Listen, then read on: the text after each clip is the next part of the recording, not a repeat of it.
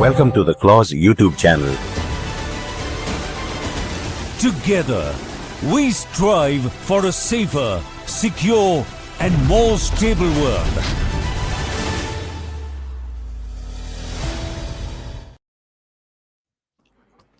Good evening, everyone. Welcome to Strategic Frontlines, close podcast series. Today, we are going to discuss how military developments shapes Beijing's coercive toolkit against Taiwan and distinguishing performative signaling from operational readiness. We have a wonderful panel with us today. First, we have Dr. Tara Kartha, who is a former director at the NSCS. We have General P.R. Shankar, who is a former gunner and director and is a professor of practice in the aerospace department in IIT Madras. And we have Lieutenant General S. Narasimhan, who was a member of National Security Advisory Board and the first DG Center for Contemporary China Studies. On that note, I hand over to Dr. Tara. Good evening to all our viewers. We have a very interesting discussion ahead with some solid experts here. General Shankar, who's I think talked more on this question than most others, as General Narasimhan. Now, the burning question is a report which has come recently saying that a classified US military intelligence paper seen by a certain news agency says China is rapidly building up the commercial ferry fleet to prepare for an invasion of Taiwan. So now we're talking of something which they didn't have earlier. They're an amphibious force. They're talking of the large cargo ships being fitted with landing docks, large ocean-going ships being converted for the purpose. So there are a series of report here saying that some commercial ferries being recycled for military use.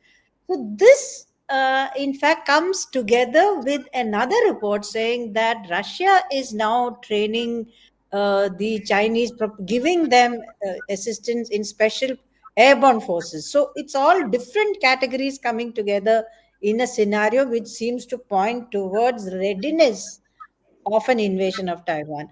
Now, the problem in all this is that we have I think in the past also, when the Soviet Union was around, you had all these reports coming in about the Soviets doing XYZ, and which were not always true, which were sometimes exaggerated, but sometimes they did point in the right direction. So my question to both panelists would be, how how seriously do you take these reports of an imminent invasion of Taiwan? I mean, is it credible politically, military, or otherwise? How do you see this taking place at a time where the US is completely bogged down in Gaza? I mean, not directly perhaps, but indirectly in Ukraine and Gaza. Is this the right time for China to go ahead?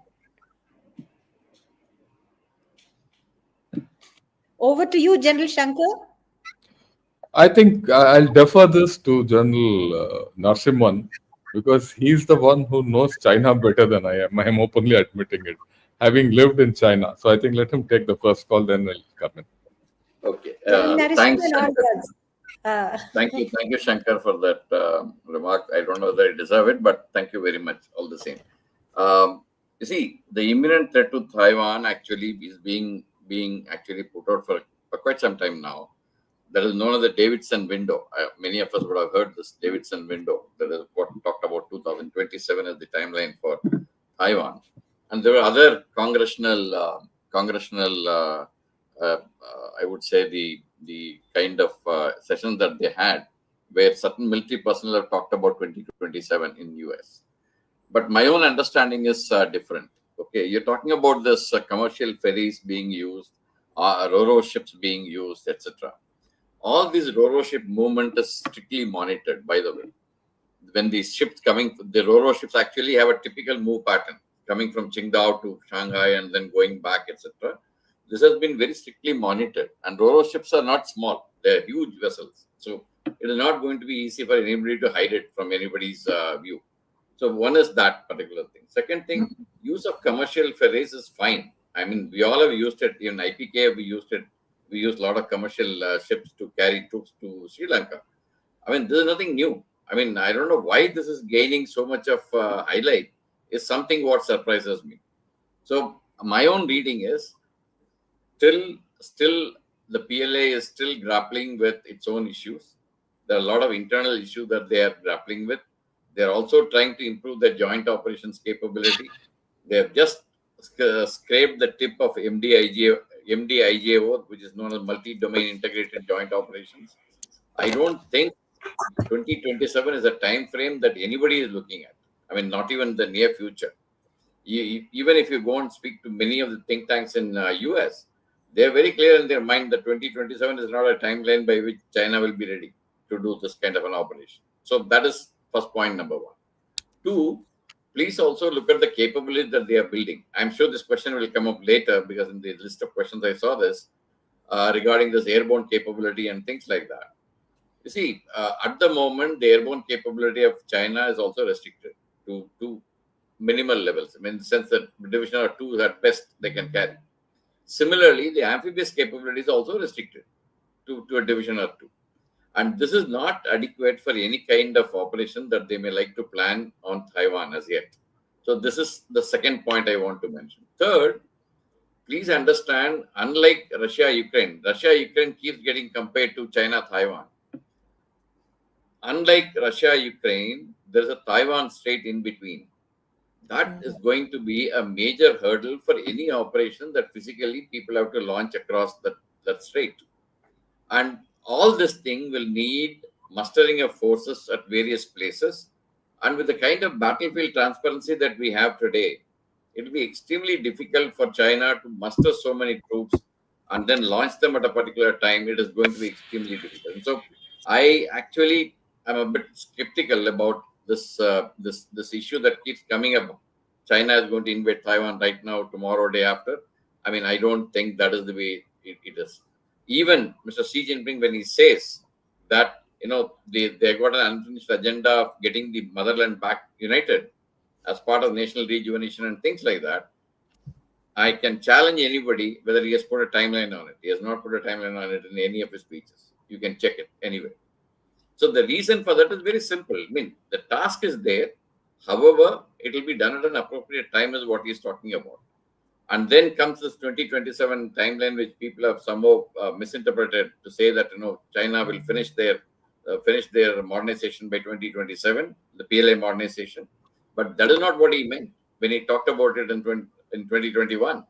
What he said was by the 100th year of PLA's raising, which is in 2027, that is 1st of August 2027 to 1st of August 1927 to 2027. He said that PLA should have adequately modernized. That is the way you need to see it. It's a midway checkpoint to 2035, which has been stipulated for the complete modernization process to be completed. So I think it is a midway checkpoint and nothing beyond. We should not read too much into this 2027 timeline either. So putting all this together, I don't see an imminent threat to Taiwan or imminent kind of any kind of military operations against Taiwan. China till today maintains that peaceful reunification is the way to go. However, we do not rule out use of force. This is typically the statement you will find in any statement that comes out of the Chinese government. So I think we need to take it with a little pinch of salt when people say that it's going to be near, the Taiwan invasion is going to be nearby. I don't think that is anywhere nearby. That is my view. Thank you, General Narasimhan. General Shankar, you want to take that forward? Yeah, I'll take that forward. I completely go with what General Narasimhan is saying. I don't think Taiwan there's any imminence of invasion into Taiwan. Forget imminence, I don't think China will ever do it. I'm making a statement. Right? Many Americans will not agree with it, but Americans have their own reason, and the West has its own reason to hype it up, right? To blow up the China threat. And I'll give reasons why. See, anything which happens in China is first political. Military, you see later, ferries, baat ki baat. And the build-up of military capability is also political in nature. Right? So the first thing is political. And we need to understand war has huge risks. And if in this risk, if China loses, then CCP is out of the game. And the first priority of CCP is to stay in power. Okay, and the moment, people don't understand this. Even in, when they came across Eastern Ladakh, they got caught. They were there for 4 years, 5 years. Why did they go back? Many people might have many ways of looking at it, but I will go by what the Chinese themselves started talking. The Chinese started talking, like, why are we here? By around 23, 24, there were articles coming out in the Chinese, vernacular, Mandarin, saying that why are we here? What are we doing? What have you done for the past 4 years there? You made India into an enemy of yours. You're not done anything. There's no forward movement. There's no trade. Our economy is going down X, Y, Z. A threat was developing to CCP rule, and that's a threat. Right? The political threat is more important.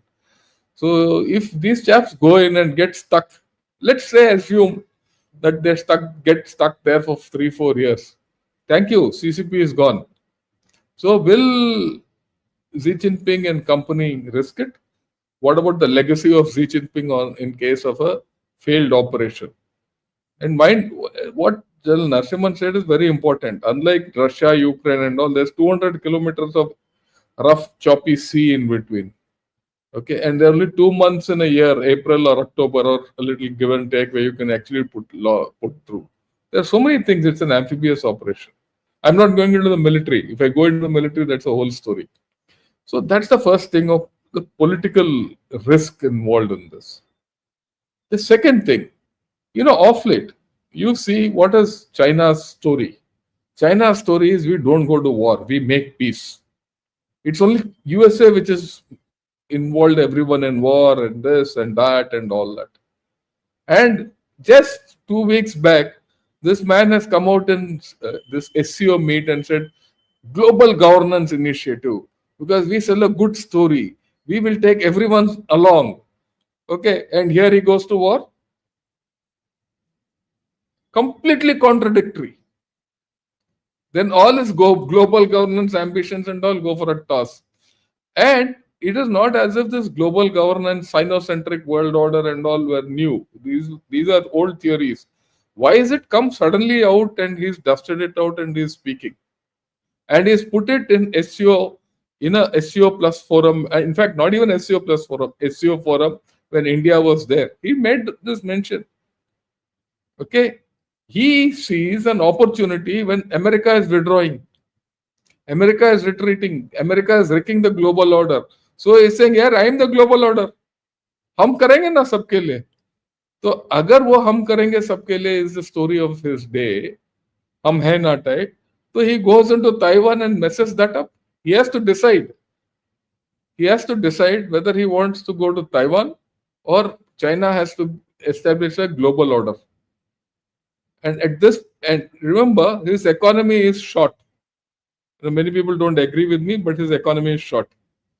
At this point of time, it's in deflation and there's a serious problem of involution. It's called Nijuan in China. Okay. All their great sales, they're selling so many things to the whole world, manufacturing and all, is wafer thin margins. They're not making profit. Their economy is in doldrums. There's no consumption.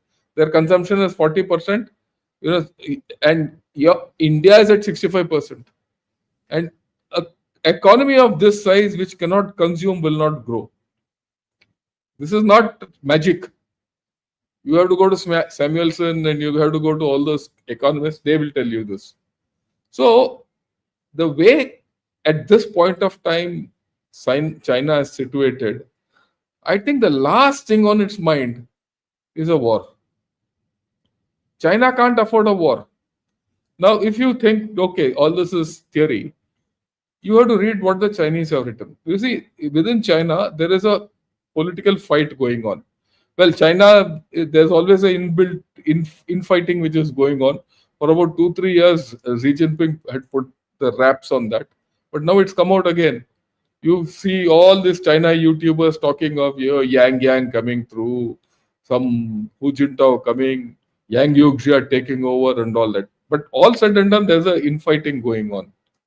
Sometime back, I remember, again, reading either in Xinhua or PLA, I don't remember, The article came out which spoke of peace. Spoke of peace with even Taiwan in some indirect manner. And later, reports came out that that article was instigated by Xi Jinping. And why did he instigate that article? He instigated it as per these guys who read. I'm not talking about us. In India, we don't do such thinking, right? So, was because there was a faction in PLF faction which was strident to go into, Taiwan. And it was Xi Jinping who instigated this article. So Xi Jinping's heart is not in Taiwan. Okay, when he talks of rejuvenation and China dream and one people and one nation and all that, there is more of politics in this. I mean, his preferred route, this is my way of looking at it, is political subversion of China, of Taiwan, which he's trying. They try it very seriously. That's the easier route. A political subversion of China with some military action might win the day. I'm not saying political subversion only will win the day in Taiwan for them. They need military action, but that military action has to be completely different. It can't be a cross-strait action. I'll not talk of military. If you want, we can talk of it. But let me tell you, let me put one important thing which General Narasimhan brought. That 200 kilometers of water, if you have to go through, and the resources which can't be hidden.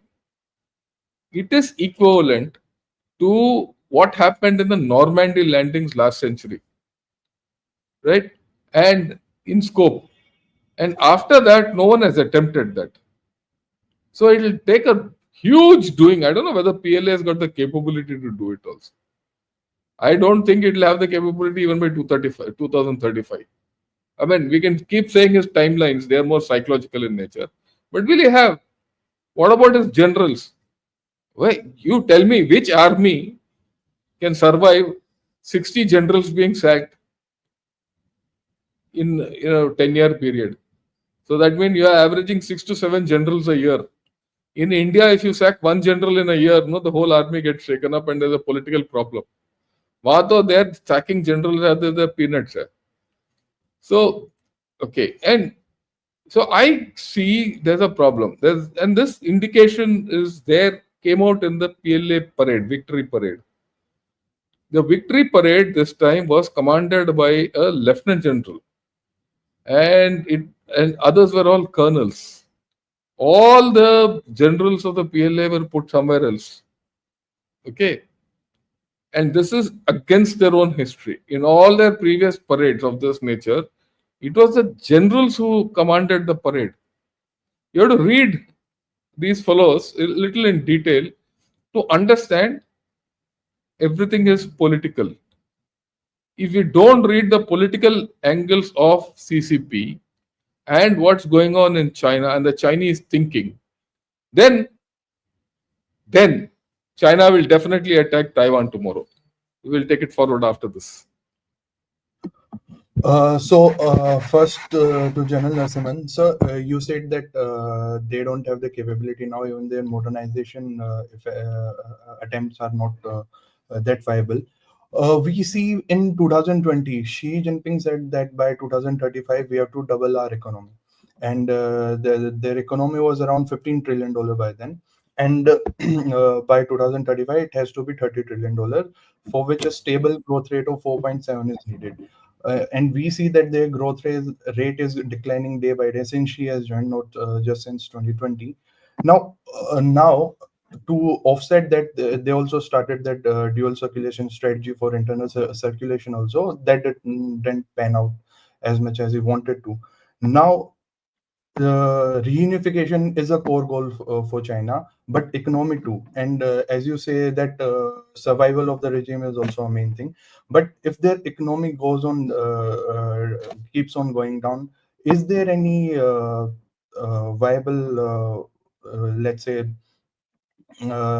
interest for them to go for the invasion? I won't say complete military invasion, like we saw in the Straight Thunder exercise in April. They exercised a blockade of Taiwan, And in 2022 also CSIS, when they did the war games, blockade was one of the main things that they said could be effective, because Taiwan cannot survive more than 10 days of blockade. So your thoughts on that, sir? Take a couple of points where Shankar also mentioned this about global governance initiative. You please look at 2023, where China came out with a proposal for reform and development of global governance. Okay, this has actually come up now, and it has got many of the aspects of what was mentioned in that proposal. Actually, when Xi Jinping gave out this global governance initiative, he only said that it is going to be there. I expect, like in the case of global security initiative, I expect that it is going to come up. The explanation for the global governance initiative will come up sometime later, maybe a couple of months down the line. We'll wait for that to see as to whether there are any further inputs into this. The second thing is about economy, which ASHU mentioned. See, people are actually little short on memory, I would say. This kind of a reduction in GDP growth of China was actually predicted 15 years ago. It was said that China cannot carry on with the kind of growth that it has been doing for the last 3 decades, and it is going to go down. And by about 2030, they were supposed to be growing at the rate of 3 to 4%. And by then also, the economy should have actually come up to the levels of grown-up economy. If you look at any of the developed economies in the West, none of them grow beyond 3%. And China is a $19 trillion economy, and is growing at 4. They say 5. The first half was 5.3%. They're expecting to maintain around 5%. That's a good amount of growth.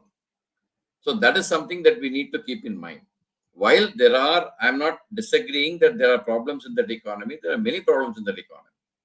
However, during my recent visit to China, that one thing I saw is the confidence in the economic circles when they briefed us. That is something that you need to take home to see as to where is this confidence coming from. So that is something that we need to be looking into. The other thing is about the blockade. Today, there are a lot of papers which have come up on blockade. Okay, Bonnie Lynn has written something, somebody else has written something. All of them have written about blockade. One aspect that gets left out in all these writings that I have read is that blockade of Taiwan, how is it going to affect the rest of the world? It is not only going to affect Taiwan. Taiwan may have only 10 days of stocks, etc. But that blockade is going to have create tremendous amount of problems for the entire world. Is the world going to keep sitting tight and say, okay, China, you have the blockade will allow you to do that, and we will run into trouble, keep running into trouble? It doesn't work like that. So blockade also has got its own problems that probably China has to wargame a lot more if they are wanting to do that. In fact, when I said in my first remarks, that when nobody in US is talking about a Chinese invasion of Taiwan, many of them are talking about this blockade. But when we question them, okay, blockade is fine, China has done it, how is it going to affect the rest of the world? Are you all going to keep quiet? Then the answers are wishy-washy. So my point is, it is not that simple that China can just go and blockade Taiwan and then enjoy itself. It doesn't work. In a globalized world, in an interconnected world, it is going to be extremely difficult for China to even blockade any other country like Taiwan. Even though you may say they've got only 13 people who diplomatically recognize them, etc., etc. The other thing about dual circulation, which Ashu talked about, dual circulation and common prosperity have got a linkage. When Xi Jinping brought out that common prosperity aspect of sharing the wealth with the masses, basically what he was trying to do is to bring back the social contract with which China was functioning. The Chinese Communist Party was functioning. That social contract was, I will look after you, I will make your life comfortable. In return, I need your implicit support to me. That is the party. When that particular social contract was breaking, he tried to bring in this by bringing this common prosperity aspect, and then he brought in dual circulation, basically also to support that, in addition to the kind of headwinds that they were facing in exports. If exports are going to be curtailed and they're not able to do exports, the only way the economy can grow is by domestic consumption. And that domestic consumption, like General Shankar brought out, is just not growing. They have been trying all kinds of measures. They have been giving, coupons to go and spend. They say old for new means old equipment, you throw it out, we'll give you new equipment, you pay little for it. Nothing is working. The reason for that is simple. The Chinese society is similar to our society. We always look for tomorrow. We'll save for a tomorrow. That is what is driving this movement. Before COVID, the family savings were to the tune of 33 to 37%.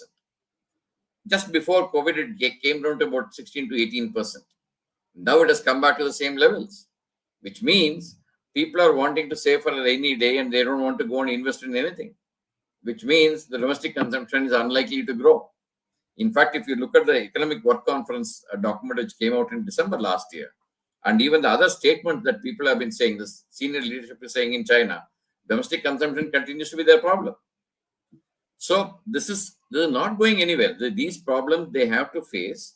And with all this put together, I'm not sure, but like General Shankar pointed out, in case they launch an operation like this and it fails, God save the king. King may get saved, but the Communist Party will not get saved. So that is something which is going to work on their minds right through. And regime security is first priority in any decision that the Chinese will take. Let's be very clear about that. So with that, I'll leave it for Shankar to carry on with any other remark that we have. One point on this Neichuan he talked about. Neichuan, Tangping, Sang, Wenhua. These are the three terms that we get to hear in the youth in China. One is, of course, Tangping is, of course, lying flat. Means, if I have food for today, why should I go and work? That is simple. Involution is something different, because if I am running to stay in the same place, why should I do it? Why should I get into a competitive race? That is Neichuan. Similarly, Changwanhua. So these issues are coming into the youth of China. And in fact, Xi Jinping is on record saying this, that one should not resort to even Communist Party has been saying this. One should not resort to Tangping. You should be working hard. You should be working hard for the country, etc., etc. It is not that China is without problems. Any big country has got problems. India has got problems. China will have problems. All these things are there. But the fact of the matter is, to go to war at this point in time is going to be extremely difficult. That is the bottom line, even for the blockade part of it. I think, General Shankar, do you have anything further on this? There are a few points I would like to highlight. And I completely agree with what General Narasimhan is saying. I'd like to highlight a few issues because he has brought up some very important issues. And these need to be understood. First is blockade. Please remember, a blockade is an act of war. When you do blockade, it is an act of war. In the Chinese, writings, they've been toying with the idea of partial blockade, half blockade, this, that, all this. And they find they can't do anything. They're not able to do anything. And they have no answers. One little factor which gets missed out, you can go and blockade, surround Taiwan. Now, what happens if all multinational forces, when I say multinational, it could be coordinated, uncoordinated, put an outer ring around that. You can blockade Taiwan. What happens to China? No one has spoken about that. What if, the Bashi Straits get blocked? What if the Mindanao Straits get blocked? What if, Malacca Straits get blocked? Just think. It doesn't take great deal to block Malacca Straits. So someone says, okay, Australia, Japan, all this. What happens if the Japanese Straits get blocked? They say no Chinese vessels. So you do blockade, I'll do blockade. And you don't have to do great blockade. For about 10-15 days, okay, you might squeeze Taiwan, but what will be the downstream effect on China? Catastrophic. No one has calculated it. And this has to be seen in this business of Neichuan. Let me explain Nijuan thing, because this is something which scares them today. It scares them. What is Nijuan? Involution. What is involution? It is a rat race. You see, Chinese are overproducing, but they are killing each other in this rat race. And their prices are following. The margins are low. Right? Now, it's not as if the Chinese didn't have this business of involution. They had it in 2015 also. In steel, there was involution.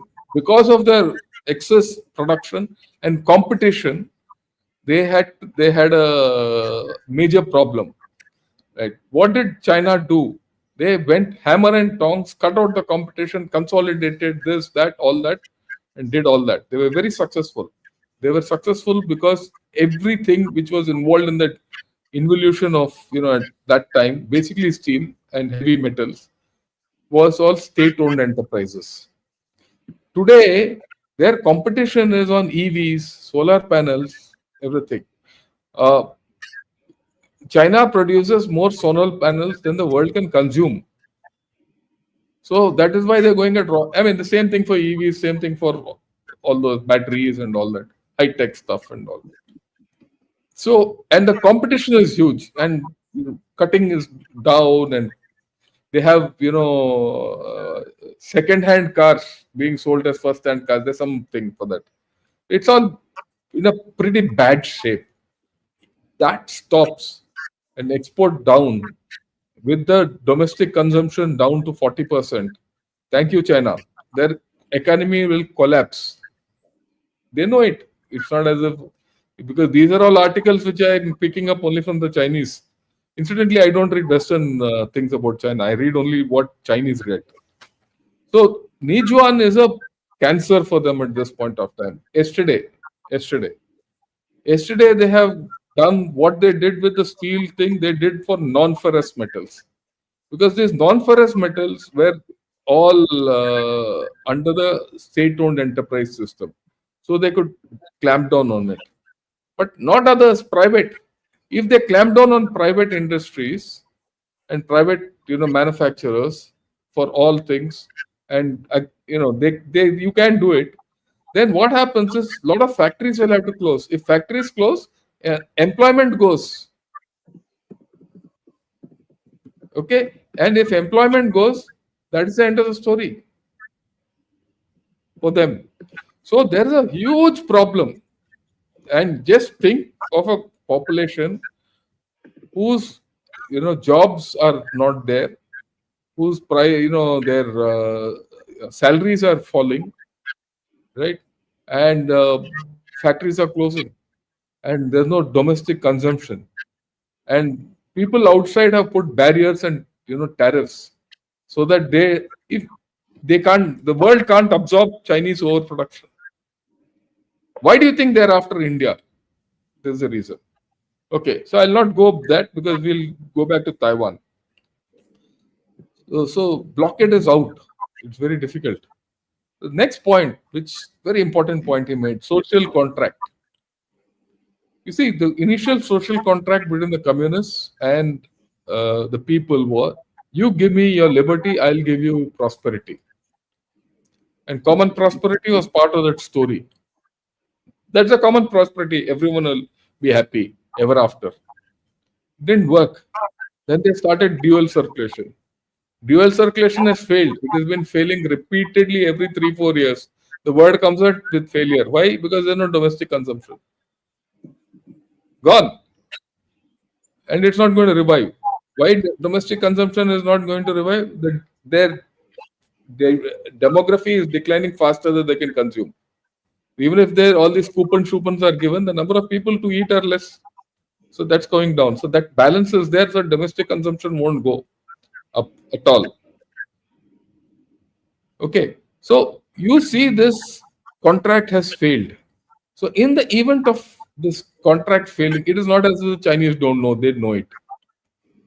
In the event of this contract failing, you have to go back to 2022 in the 20th People's Congress. What did Xi Jinping do? He changed the story from prosperity to security. You give me your freedom, I'll give you security. Now, if that security goes, then that's at risk of going. If he goes to Taiwan, end of CCP. So there are huge problems which China is facing, right? I agree. General Narasimhan has gone to China and they're very confident and all. They're a confident lot. The CCP is always confident when it lies, right? And lot of their economy, it's a $19 trillion economy which doesn't function. It's dead economy. I call it a dead economy. And I have reasons to call it a dead economy. Because their infrastructure is not giving them returns. Their high-speed rails don't give them returns, right? Even now, many of their major to run the economy, they're going into infrastructure they don't need. So their economy is not going anywhere, and they've got they put so much money into their military, which is not functioning, and it's never tested in war. And you want to go through the most complicated operation a military man can ever go through, called amphibious operations, at the scale at which you cannot imagine, which all of us have seen. In fact, none of us have seen it. Most of the people who went through the Normandy operation are dead and gone. Okay, and in a time when battlefield transparency is maximum. You see, in 1944, when Normandy invasions were done, 5 beaches were taken, right? All that, and can you imagine 7,000 vehicles were landed on those 5 beaches? And that was time when there were no satellites, no transparency and all. Here, everything can be seen. Here, we are reporting that 20 ferries they bought. We are looking at something much more than 20 ferries or 4 guys going and doing some jumps in Russia. So I think we are very far away from a Taiwan invasion. It will never happen. Like I said, there are conditions, and those conditions are subversion. And China is good at it. We can discuss whether China can succeed in subverting Taiwan and then carrying out a coup d'etat from the top. That kind of a scenario can come about. But this traditional thing, out of question. Virtually the entire coast of China, east coast of China, has to be, mobilized to get into Taiwan. I mean, I have a chart which shows the mechanics and all, but that's on a different day. So these are my thoughts. I don't think it's going to happen. We can still go through with this because people have to understand what are the complexity of this whole story. People talk loosely of going into Taiwan as if you're going into a park. It's not going to happen. Yeah. Sir, on that note, we see after when in 2022 Nancy Pelosi visited Taiwan. After that, China has been more, let's say, aggressive in the Taiwan Strait. They have done multitudes of exercises, large-scale exercises, and we are seeing that there has been a slight drawdown of FONOPS operations in the Taiwan Strait. So, do you think that there is a rise in threshold levels of US on how they react to Chinese actions in the Strait?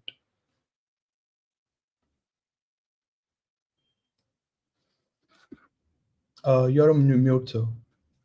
Just yeah, am I unmuted now? Yeah. Yes.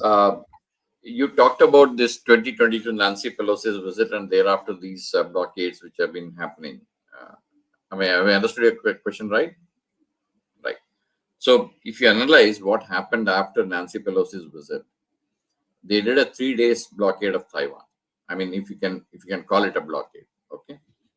This aircraft carrier went out for a night and then came back to its home base. All right. The second thing is, if you look at the blockade locations, if you plot them, it's available on the net, you can see it. If you plot them, look at the kind of gaps that were existing. They were blocking in 6 places, remainder places were all open. I mean, that is not the way you do a kind of a blockade that you want to do when you want to do it. And the third thing is, when people are thinking that something really is going to happen, I was looking at whether they were carrying any infantry. Without infantry, I'm sure you cannot do any kind of operations on Taiwan. Not a single infantry soldier was on board. Okay. So yes, it was a blockade. Yes, it was a communication that, we will do certain things in case you allow people like Nancy Pelosi to come in. Those things were all conveyed very well. But the real threat, if you ask me, that time actually there was people who were thinking that China is really going in now. But my own analysis told me that it was not planned to go in that manner the way people expected. So while you read reports, I would suggest a critical analysis of those reports is what is required to be done. And whether that will show you the intent or the messaging, whatever it is, the detailed analysis of what was there in those forces, where were they deployed, how did they operate, all those things need to be put together. And by the way, PLA has come ahead of that now. Like, for example, they deployed 2 aircraft carriers together in the Western Pacific about a month and a half back, or 2 months back. So they are growing, they are practicing, they are doing things. But the thing is that reports will keep coming. I think we need to do critical analysis of those reports to understand exactly what it means, whether it is messaging or something real is intended. That is, I think, the crux of that thing that you need to look into. General Shankar, your comments?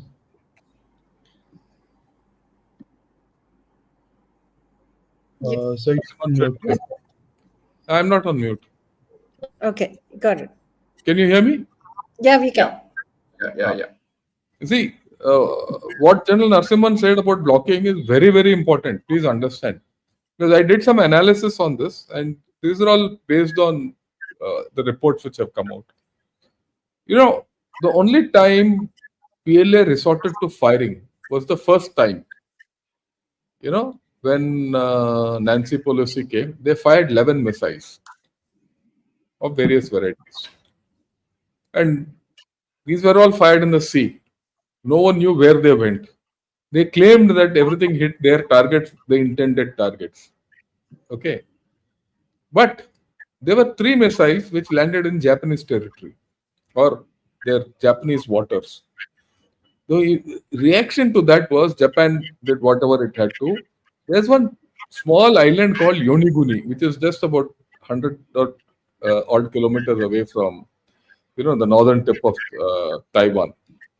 And plus the chain goes up, right up to Osaka, the Diaos, or what we call the other one, with Japanese call it something else.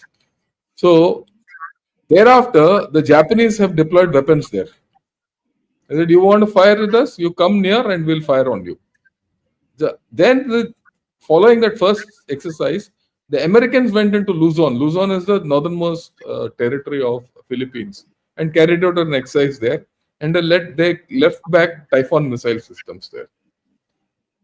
Right? So north and south of Taiwan, those water channels, the Bashi Strait, and I don't think it's the Mindanao Strait, some other strait it is called, that both, will become impassable during war. If the bullets start flying, it's anybody's guess. We don't know whether these chaps will actually fire or not. But how do the Chinese know that they'll not fire? So, a lot of ships can go to the west of Taiwan. But will they come back? That's a question mark which Chinese have to factor in. If they have to come back and they have to neutralize Philippines and Japan, then you are not looking at invasion of Taiwan. You're looking at something else. See, all of us look at it from an isolated point of view. But there are side effects. No one is going to sit idle. Right? No one is going to let all these ships go and come back and all that. That's one. Number 2, they have 3 aircraft carriers. Okay. The first aircraft carrier has sat down already. It's not doing anything. The second aircraft carrier, Shandong, it's 6 months in a year, it is in docks. The third aircraft carrier, Fujian, which is their major one, they say it's state of art, 80,000 tons displacement and all that. Reports are coming out that their EMOL system, firstly, it's a diesel submarine, diesel boat. It's not a nuclear thing. And why I'm saying this is very important. Because EMOLs, needs a surge of power to project a aircraft into air. That might be beyond the diesel engines of Fujian. And another thing which has come out is in Fujian, you can't do simultaneous landing and takeoff. If you can't do simultaneous landing and takeoff, your sortie rate is 50%. This is the thing which is coming out, and this is analysis coming out from everyone who has to fight China. So if this is the case, there are question marks on their capability. Okay, now after this first firing of missiles, they have never fired missiles around Taiwan, incidentally. They have never fired missiles around Taiwan. They have shown, we have done this thing and we fired. But the firing they have done in Bohai Sea. And the last firing which they did, they showed, we will destroy complete Taiwan's petroleum capability and all that. That's what they showed. Okay, and what did they do to show that? It's all nice choreography. It's a slick movie actually, right? They put crosses on ground to indicate petroleum refinery and tanks, and blew them up. They showed as if something is coming and landing on it. How do you know if something has landed on there or not? It's all nice. Hollywood gives you the best thing. Hollywood will fire a missile from Earth and it will go and land on Mars. Right? That's what Marvel movies are all about, isn't it? So same thing here. So their capability is suspect. I'm coming back to that. And there are other reports that a lot of their missiles have misfired. A lot of their rockets have blown up as they take off. That kind of misfires and that problem is unprecedented in any other country. They don't get reported, but there are all these people who keep reporting. Can you imagine this is a thing 2-3 years back? A DF-17 was fired off the coast of Beijing, and it landed inland. It was supposed to go into the sea, it landed inland and took out 50 people in an apartment block. And this is a fact.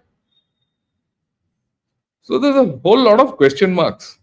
Look, we might say all this is nonsense, this is all propaganda, all that. But the truth is something which Chinese know. The truth is HQ-9 were, bypassed in Pakistan by us. That's the truth, isn't it? Their anti-radiation, their radars were blown up, air defense. It's the same thing they're going to deploy there. There's something different there. And they tried all the best of their equipment in Pakistan. And it failed. So what is the truth within themselves? We might not know the truth, but what is the truth within themselves? I'm sure General Narasimhan also will say, and I will also say the same thing. How do I go to war with a defective weapon system? As a general, I won't go. And they don't have generals also to take a decision. Look at it. Okay. So that's why. So if you go into it, it's impossible. And I have not touched as at Taiwan as a military object. If you go into it, I don't think the Chinese can do it. And that's all military geography. We are talking of terrain. We are talking of the mechanics of amphibious operation. That's a different story. So I don't think, my own view is, at this point of time, the Chinese are incapable of undertaking this operation at political level and macro military level, and combined with their economy and their international relations. 3 years hence, 4 years hence, they might do it out of a desperate attempt. That we'll see. Wondering. Sorry, Ashu, just once. We will have to take questions from the audience, but I was just wondering, all this blockade, which it does, I'm assuming it also impacts the Chinese economy. When it does any kind of a blockade, and whether we've had any kind of examination of that. But right now, I think we have to take questions from the audience. So if Akashika can just put up some of these, because we've had a fascinating discussion, and it's I'm like that the fact that you're not going to invade Taiwan, and all these are new things which I think the audience will listen to. So yeah, so let's take this question by Shritik Kotari. Ashu, can you just take that? Yes. So the question is, given how deep CCP's tentacles are within Taiwan, how can they be assured of the fact that in grave times of war, there won't be any sabotage? There's still many mainland sympathizers inside.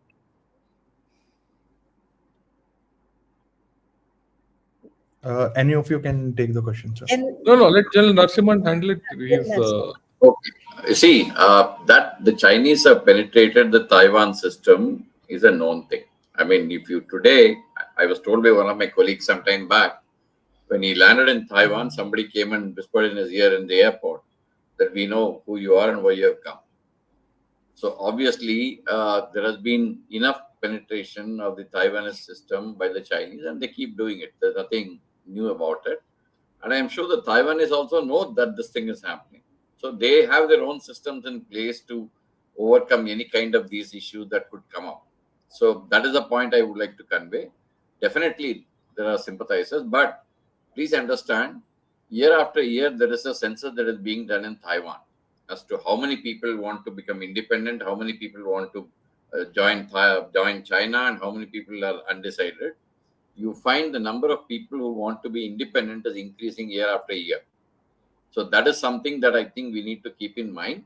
It is not so simple that, something happens and, Taiwan falls. It's going to be a bit of a difficult issue there. Akashika, next question. I think it's more of a comment. Maybe it's time to read up on Lal Killa. It would give us insights into present circumstances with an anchor to maintain balance. Your views. yeah, fine. We'll go with it. And we'll take the next question. I think. Akashika, okay. next question.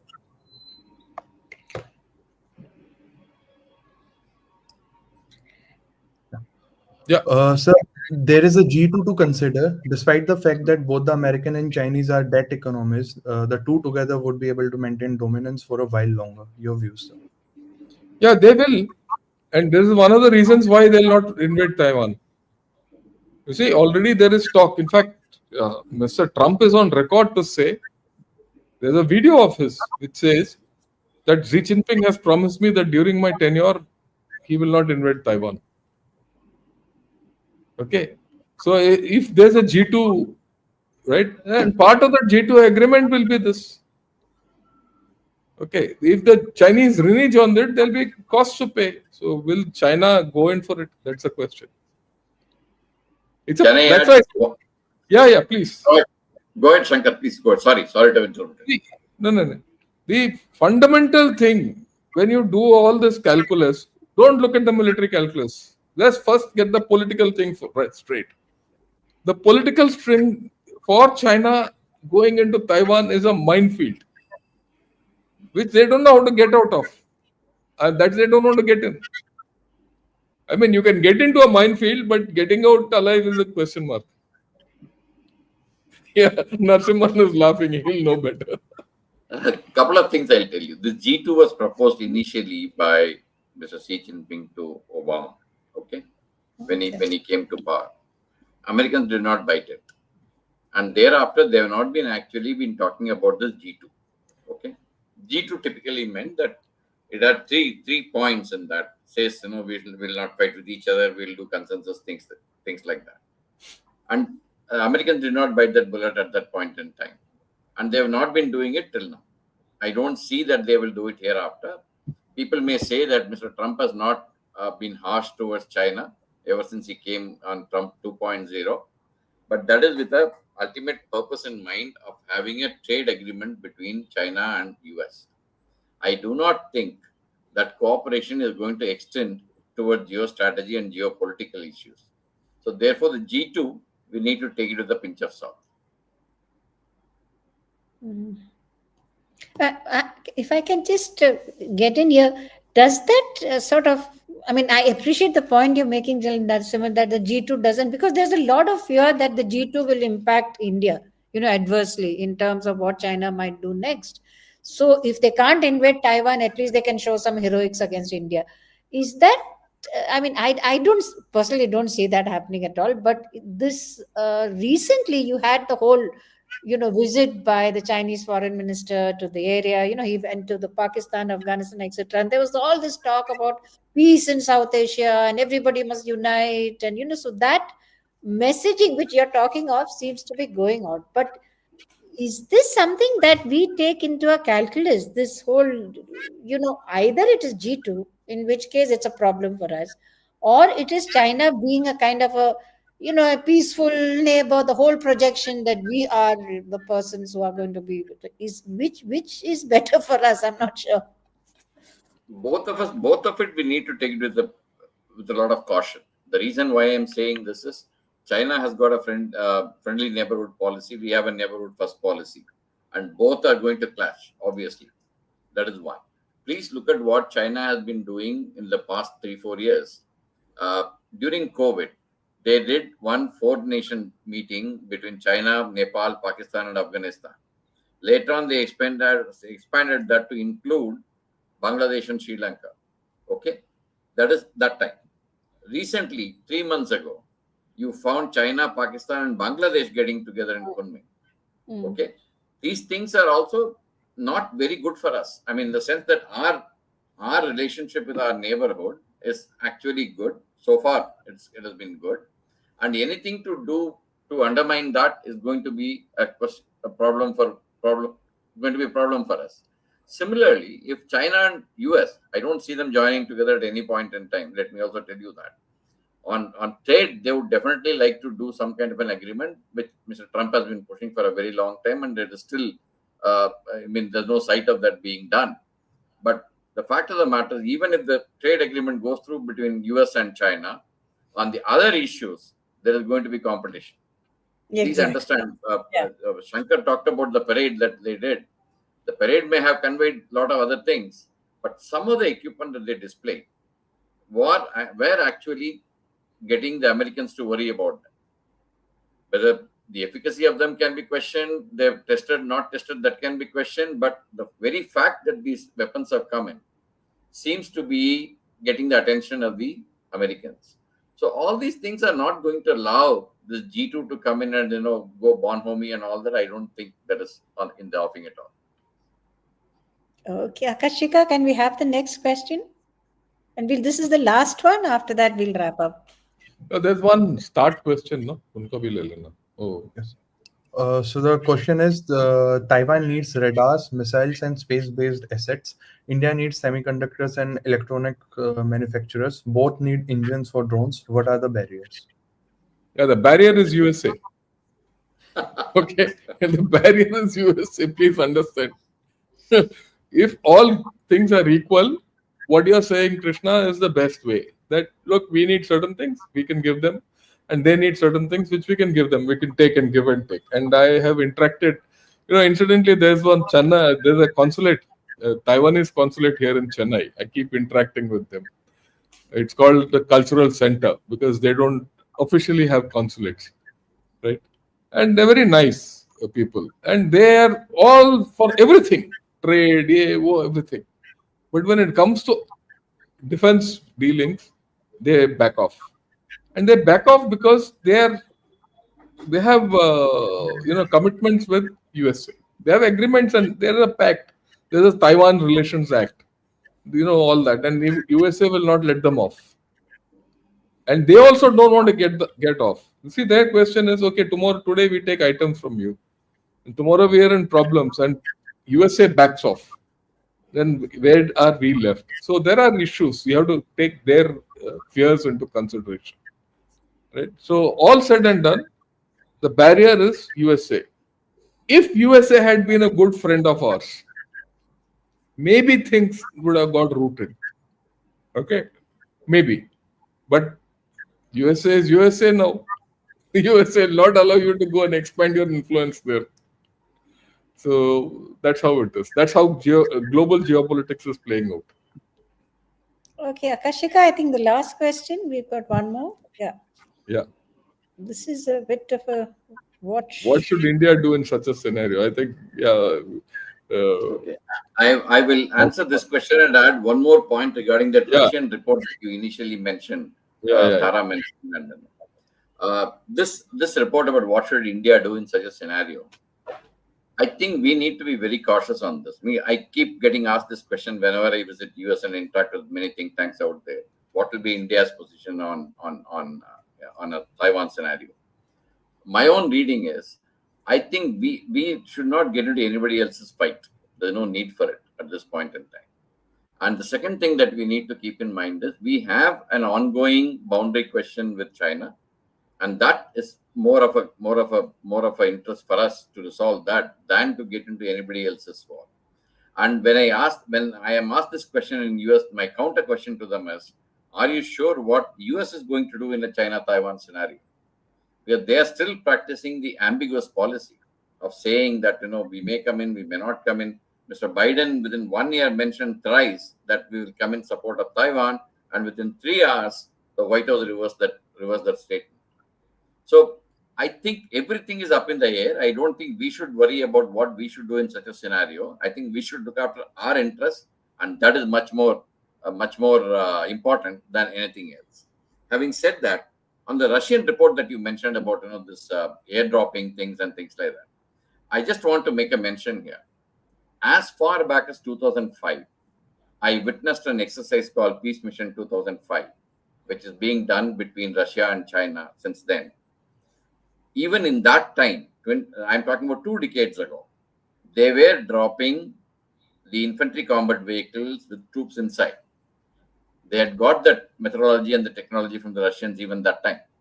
So I don't know what this report is talking about at this point in time. I'm not sure whether the Chinese need these things at this point. I am sure they would have developed their own. I think it is some kind of a report which has come up. We should take it with a lot of caution. That's what I would like to say.